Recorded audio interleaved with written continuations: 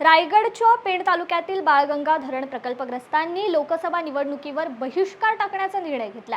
आज प्रकल्पग्रस्त संघर्ष समितीने जिल्हाधिकारी यांची भेट घेऊन या संबंधीचं निवेदन दिलंय। धरणाचे काम 80% पूर्ण होऊनही निवाड्यामध्ये अनेक त्रुटी राहिल्याने आणि प्रकल्पग्रस्तांचे अनेक प्रश्न आजही प्रलंबित राहिल्याने याचा निषेध म्हणून प्रकल्पग्रस्त गावातील नागरिकांनी बैठक घेऊन एकमुखाने हा निर्णय घेतलाय। मी तुम्हाला सांगतो, स्वातंत्र्याच्या अमृत महोत्सवी काळामध्ये बहिष्कार टाकणं हे देशाच्या दृष्टिकोनातून बरोबर नाही, परंतु आम्हाला पण कल्पना आहे की असा हा निर्णय घेताना आम्हालासुद्धा दुःख होतो आहे।